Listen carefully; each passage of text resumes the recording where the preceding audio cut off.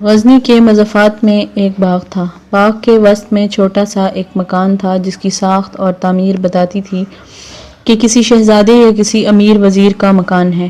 تھوڑا عرصہ پہلے یہاں کوئی مکان نہیں تھا، نہ ہی کوئی باغ تھا، صرف ویرانہ تھا۔ اب یہ ویرانہ ایک سبزہ بن گیا تھا۔ اس میں رنگ برنگے پھولوں کے تختے تھے۔ راہ چلتے رک کر دیکھتے اور باغ اور مکان کی دلکشی میں کھو جاتے تھے۔ غزنی کے رہنے والے اس باغ کے ارد گرد گھومتے پھرتے اور اپنے سلطان سبکتگین کے بیٹے کے ذوق کی داد دیتے تھے۔ سبکتگین کو محمود کی ماں نے بتا دیا تھا کہ ان کا بیٹا غزنی کے مضافات میں اپنے لیے چھوٹا سا ایک مکان بنا رہا ہے۔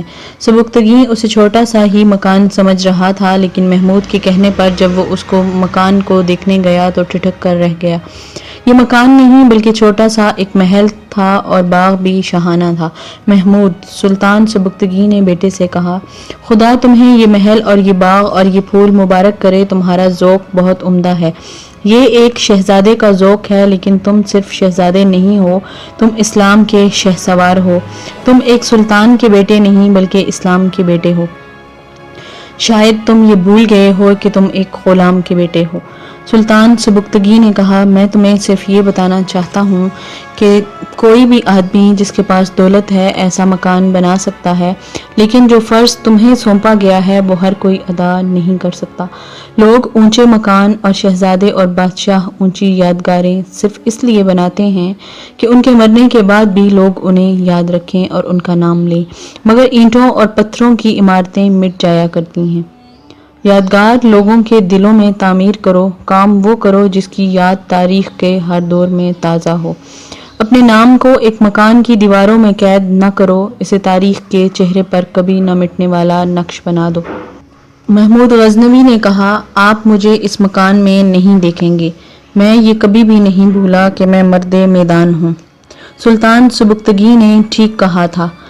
آج غزنی کے مضافات میں محمود غزنی کے اس مکان اور اس باغ کا نام و نشان تک نہیں ملتا۔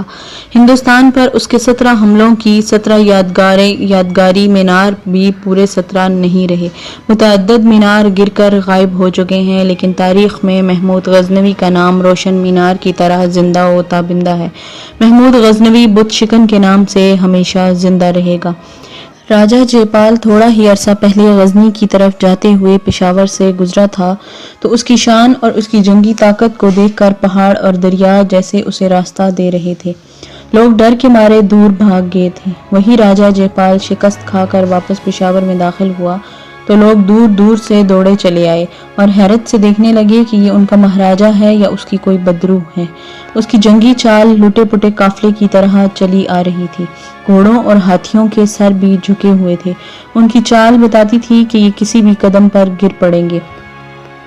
پشاور میں راجہ کا جو محل تھا، وہاں اس کے استقبال کے لیے نعرے بجے۔ محل کے محافظ تعظیم کے لیے دو رویہ کھڑے ہو گئے۔ راجہ نے غصے سے پھٹ کر کہا، بند کرو یہ شور و غل۔ اس نے اپنے ساتھ کے کسی آدمی سے کہا، دونوں پنڈتوں کو فوراً حاضر کرو۔ محل کی فضا میں سناٹا طاری ہو گیا۔ وہاں جو انسان تھے وہ تو جیسے مر ہی گئے تھے۔ اس سکوت میں 2-3 آدمیوں کی آوازیں سنائی دے رہی تھیں، پنڈت کہاں ہیں؟ پنڈت جی، مہاراج کہاں ہیں؟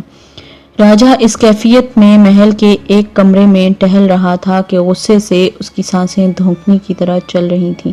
وہ تھوڑے تھوڑے وقفے سے اپنے ہاتھ ہی پر گھونسا مارتا یا اپنی ران پر بڑی زور سے ہاتھ مارتا تھا۔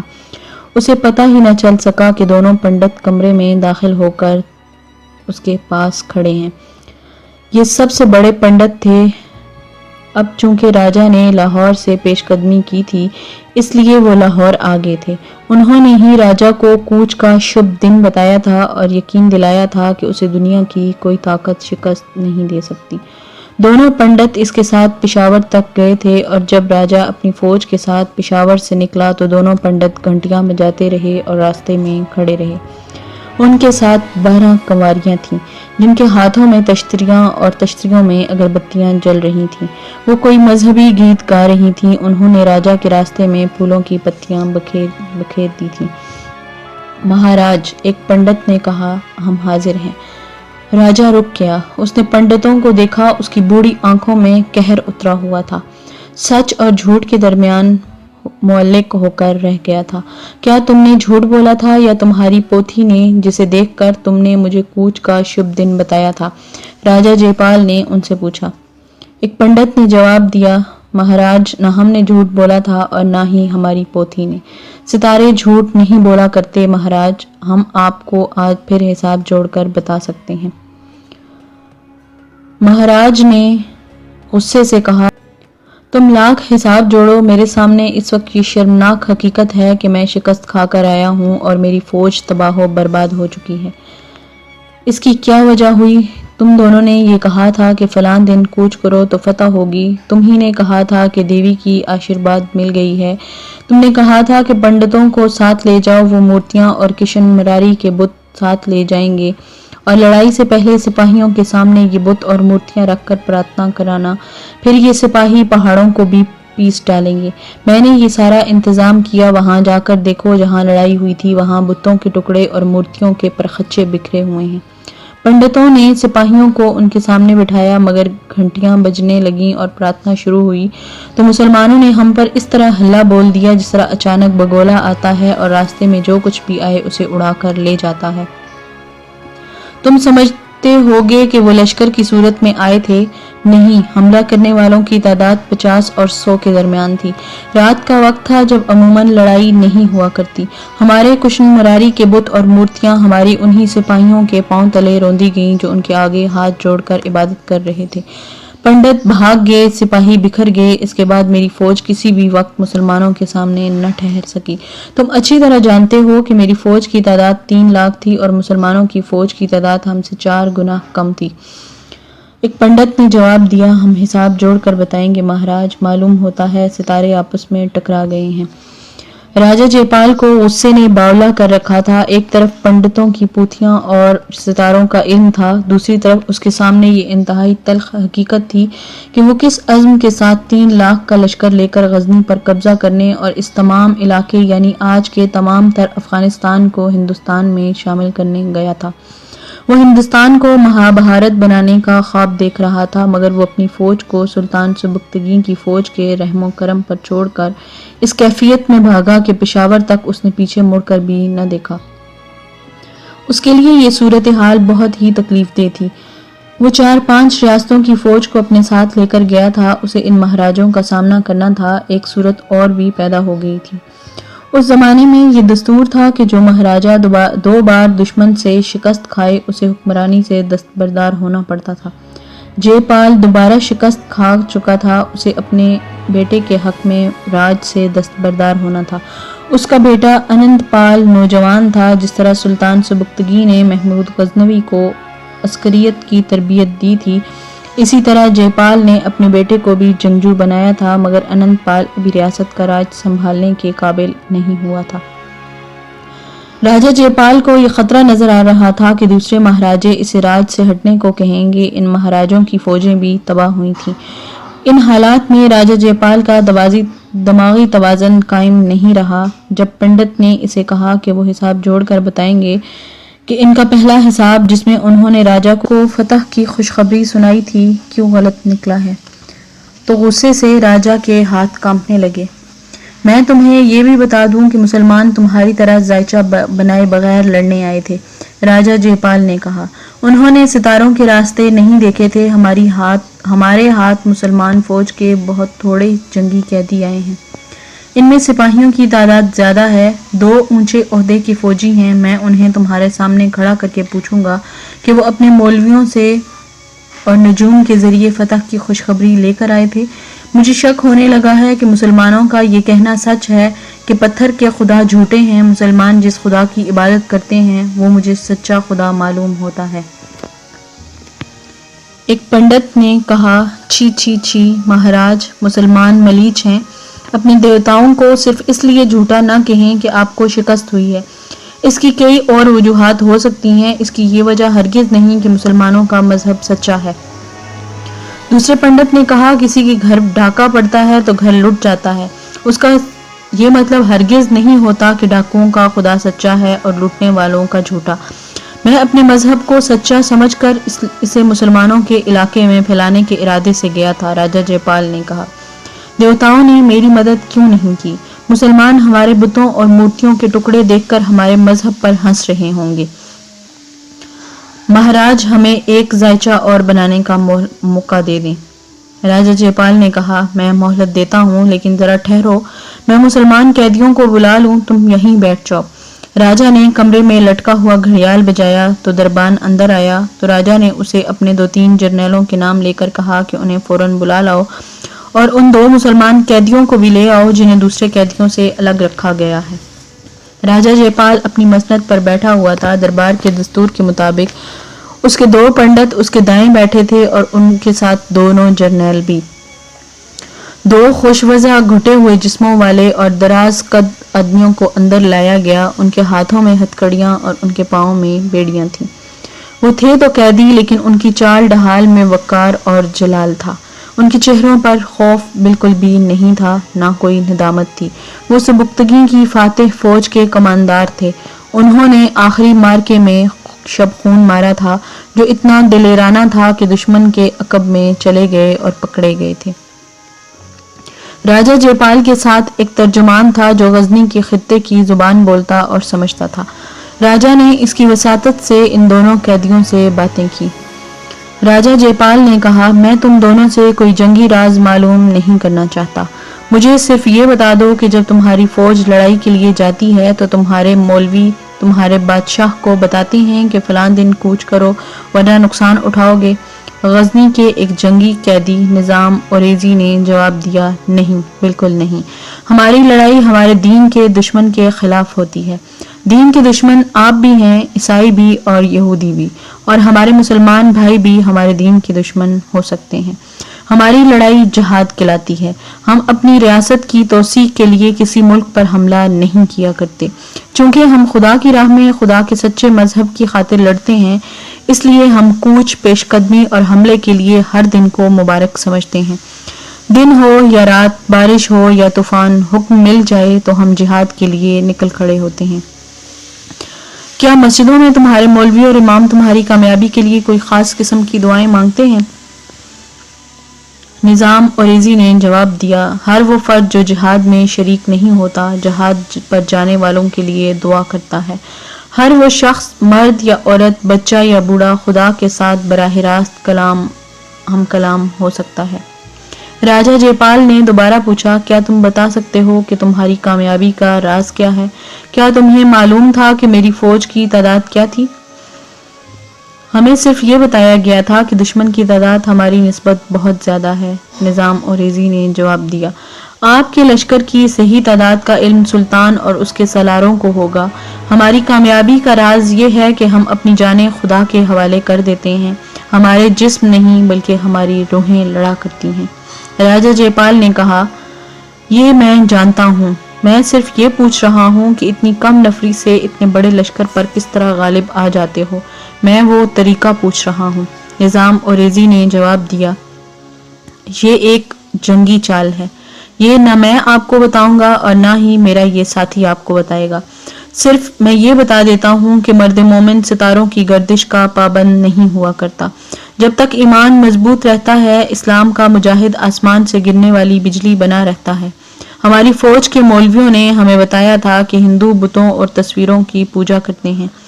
ہم آپ کو عملی طور پر بتا چکے ہیں کہ پتھر کے خدا ہمارے حقیقی خدا سے ٹکرائیں گے تو پاش پاش ہو جائیں گے۔ کیا آپ کی فوج کے ساتھ چھوٹے چھوٹے بت نہیں گئے تھے؟ کیا کوئی ایک بھی بت واپس سلامت آیا ہے؟ مہاراج نے اس کی بات کاٹتے ہوئے کہا، یہ ملیچ ہمارے مذہب کی توہین کر رہا ہے۔ اسے ابھی احساس نہیں ہوا کہ یہ ہمارا قیدی ہے۔ یہ اپنے انجام سے بے خبر ہے۔ اگر اس نے مجھے اپنا طریقہ جنگ نہ بتایا تو زندہ کی کھال اتار دی جائے گی، اس دوسرے کی بھی زندہ کھال اتار دوں گا۔ میں یہ راز معلوم کر کے رہوں گا۔ دوسرے قیدی نے کہا، یہ راز جاننے کے لیے آپ کو اسلام قبول کرنا ہوگا مہاراج۔ ہمیں قتل کر کے آپ اپنی شکست کو فتح میں نہیں بدل سکتے۔ آپ ہم سے کوئی راز نہیں لے سکتے۔ راجہ جے پال نے کہا، لے جاؤ انہیں زنجیروں میں رکھو، دوسرے جنگی قیدیوں کو قتل کر دو۔ دونوں قیدیوں کو لے گئے تو راجہ جے پال نے پنڈتوں سے کہا، میں اپنی شکست کو فتح میں بدلنا چاہتا ہوں۔ مجھے حساب کر کے بتاؤ کہ میں شکست کو کس طرح فتح میں بدل سکتا ہوں۔ पंडितों के चले जाने के बाद राजा जयपाल ने अपने दोनों जर्नैलों से कहा, इन दोनों कैदियों को लाहौर ले चलो, हम कल लाहौर रवाना होंगे, ये दोनों भी हमारे साथ जाएंगे। एक जर्नैल ने कहा, आप इनसे क्या मालूम करना चाहते हैं? हमारी शिकस्त की वजह साफ है, सबुख्तगी को कब्ल अज वक्त पता चल गया था कि हम हमला करने के लिए आ रहे हैं, इसलिए मुसलमानों ने घात लगाई और पहले ही हमले में हमारी फौज का हौसला तोड़ दिया। सबुख्तगी ने पहाड़ियों में अपने दस्ते घात में बिठा रखे थे, उसने शबखूनों और छापों की जंग लड़ी है, वो तैयार था और हमारे लिए उसके शबखून गैर मुतवक्के थे। आप ये मालूम करें कि हमारी कूच की इत्तला गजनी तक किस तरह पहुंची। हमारी रियासत में सबुख्तगी के जासूस मौजूद हैं, आप उन्हें ढूंढने की कोशिश करें। राजा जयपाल बूढ़ा भी हो गया था, शिकस्त ने इसके दिमाग पर ऐसा असर किया कि वो इसके सिवा कुछ और सुनने के लिए आमादा ही नहीं होता था कि उसकी शिकस्त का राज कुछ और है। अब निज़ाम उरैज़ी ने भी उसे ये कह दिया था कि वो जान दे देगा, लेकिन ये राज उसे नहीं बताएगा, तो उसके दिमाग में यही घांट पड़ गई थी कि ये राज मालूम करके रहेगा। लाहौर के सबसे बड़े मंदिर में पंडित कई हाथों वाली देवी के बुत के आगे लोबान और अगरबत्तियां जलाए कुछ पड़ रहे थे। मंदिर को साफ किया गया था, अंदर और बाहर से सजाया भी गया था। मंदिर में आम लोगों का रास्ता बंद था, अंदर सिर्फ 20-25 नौजवान लड़कियां हाथों में फूलों की टोकरियां उठाए खड़ी थी। उनमें से एक बढ़कर खूबसूरत थी। वो मंदिर के दरवाजे के सामने 2 कतारों में खड़ी थी। वहां फौज के चंद एक अफसर भी घूम फिर रहे थे। बाहर से शोर उठा, महाराज की सवारी आ रही है। एकदम अफरा तफरी मची। राजा जयपाल लड़कियों की दोनों कतारों के करीब पहुंचा तो लड़कियों ने उसके रास्ते में फूल फेंकने शुरू कर दिए। राजा कतारों के दरमियान से गुजरा तो लड़कियों ने उस पर फूलों की पत्तियां फेंकी। वो फूलों को रोनता हुआ फूलों की बारिश में गुजरता मंदिर में दाखिल हो गया, जहां पंडित जंतर मंतर पढ़ रहे थे। एक पंडित ने उसके माथे पर तिलक लगाया, एक पंडित ने शंख और दूसरा घंटी बजाने लगा। राजा जयपाल ने कई हाथों की देवी के बुत के पांव को छूकर हाथ अपनी आंखों और अपने माथे से लगाए, फिर हाथ जोड़कर कसम खाई कि मैं शिकस्त का इंतकाम जरूर लूंगा, हिंदू मत को दूर दूर तक फैलाऊंगा। जिस खित्ते से इस्लाम उठा था उस खित्ते को देवी देवताओं के देश में शामिल करूंगा। अगर मैं ये ना कर सका तो वहीं अपनी जान दे दूंगा। वो खामोश हुआ तो पंडितों की बारी आई। उन्होंने अपनी जुबान में बुत से बहुत कुछ कहा। घंटियां बजती रहीं। ऐन उस वक्त बड़े जोर की गरज सुनाई दी। बाहर सूरज की रोशनी मान पड़ गई थी। गरज एक बार फिर सुनाई दी। पंडितों ने एक दूसरे की तरफ देखा। बूढ़े राजा जयपाल ने उन्हें देखा। गरज सुनी तो उसके चेहरे पर खौफ के आसार नमूदार हुए। पंडित और ज्यादा बुलंद आवाज से बुत के आगे गिड़गिड़ाने लगे। बाहर धूप बिल्कुल खत्म हो चुकी थी। मंदिर के अंदर भी नीम तारीकी छा गई थी। इसके साथ ही बाहर की चीखें सुनाई देने लगी। महाराज, बड़े पंडित ने राजा जयपाल के आगे घुटने टेक दिए और हाथ जोड़कर घबराहट के लहजे में कहा, देवता सख्त नाराज हैं। गजनी के मैदान जंग में बुतों की जो तौहीन हुई है, इसे देवता नहीं बख्शेंगे। राजा जयपाल ने कांपती हुई आवाज में चिल्लाकर कहा, देवता क्या मांगते हैं? कितनी कुर्बानी मांगते हैं? कितने इंसानों की जान मांगते हैं? मैं इतने ही इंसानों की कुर्बानी दूंगा। उस वक्त राजा जयपाल पंडितों और बुतों पर आसमान की कड़क गरज और चीखों का खौफ तारी था। मंदिर से कुछ दूर मुसलमान किसान खेतों में काम कर रहे थे। वो खुशी से नाच रहे थे, एक दूसरे को मुबारकबाद दे रहे थे। इस तूफानी बारिश और बिजली की कड़क और घटाओं की गरज में उनकी आवाजें सुनाई दे रही थी। अल्लाह ने हम पर करम कर दिया है, अब फसल खूब उगेगी। हम लोग नफल पढ़ेंगे, अल्लाह का शुक्र अदा करेंगे। मुसलमानों के लिए जो अल्लाह का करम था, उसे बुतों के पुजारी अपने भगवान का कहर समझ रहे थे। मुसलमान सजदों में शुक्राने के नफल पढ़ने की बातें कर रहे थे और साथ ये कह रहे थे कि ये बारिश जो आज बरसने लगी थी, 1 माह पहले बरसनी चाहिए थी। इस ताखीर से खुश्कसाली का खतरा पैदा हो गया है। मगर मस्जिद और मंदिरों में ये फर्क था कि मस्जिद का करम मंदिर का कहर था। मुसलमान किसानों के बच्चे भी बाहर निकल आए और उछलते कूदते फिर रहे थे, मगर मंदिर में कई हाथों वाली देवी के चेहरे पर भी खौफ था। जिन लड़कियों ने राजा जयपाल के रास्ते में फूल निछावर किए थे, वो भी बादोबारा की से घबरा कर अंदर आ गई थी। महाराज, बड़े पंडित ने राजा जयपाल से कहा, एक कंवारी की कुर्बानी। صرف ایک؟ جی مہاراج، پنڈت نے جواب دیا، صرف ایک کنواری لڑکی ہو۔ کسی مسلمان کی کنواری بیٹی کو پکڑ لاؤ اور میرے سامنے اسے قربان کر دو، راجا نے حکم دیا۔ نہیں مہاراج، پنڈت نے کہا، بھگوان کسی مریچ کی قربانی قبول نہیں کریں گے، لڑکی ہندو ہونی چاہیے۔ راجا جے پال نے ان لڑکیوں کی طرف دیکھا جنہوں نے اس کے راستے میں پھول نچھاور کیے تھے، انہیں یہ کنواریاں کہا کرتے تھے۔ ان میں سے ایک کو اپنے پاس رکھ لو، راجا جے پال نے کہا، یہ سب کنواری ہیں۔ لڑکیوں نے ایک دوسرے کی طرف دیکھا، بعض کے ہونٹوں پر مسکراہٹ آ گئی، پھر سب نے پنڈتوں کی طرف دیکھا۔ پنڈت جھینپ کے، یہ لڑکیاں آج پہلی بار مندر میں نہیں آئی تھیں، یہ تو یہاں آتی رہتی تھیں، اکیلی اکیلی بھی آتی تھیں اور دو دو اور چار چار ہو کر بھی آتی تھیں۔ ان کے جاننے والے ان کا احترام کرتے تھے کیونکہ یہ مندر کی کنواریاں تھیں، لوگوں کی نگاہوں میں پاک اور قابل تعظیم تھیں، لیکن پنڈتوں اور لڑکیوں کی نگاہیں کچھ اور ہی کہہ رہی تھیں۔ پنڈت لڑکیوں کی نگاہوں کا سامنا کرنے سے گھبرا رہے تھے۔ راجا جے پال نے ایک لڑکی کو جو سب سے زیادہ حسین اور نوجوان تھی زور سے پکڑا اور پنڈت سے کہا، اس کی قربانی دے دو۔ لڑکی نے کہا، میں آپ کے قدموں میں جان دینے کے لیے تیار ہوں۔ میں اپنے ہاتھ سے اپنی گردن کاٹ دوں گی، لیکن مہاراج میں کنواری نہیں ہوں۔ راجا نے حیرت سے پوچھا، تمہاری کیا شادی ہو چکی ہے؟ تو تم مندر میں کیوں آئی ہو؟ لڑکی نے کہا، میں کسی کی بیوی نہیں، میں مندر کی داسی ہوں۔ پنڈت جی مہاراج مجھے۔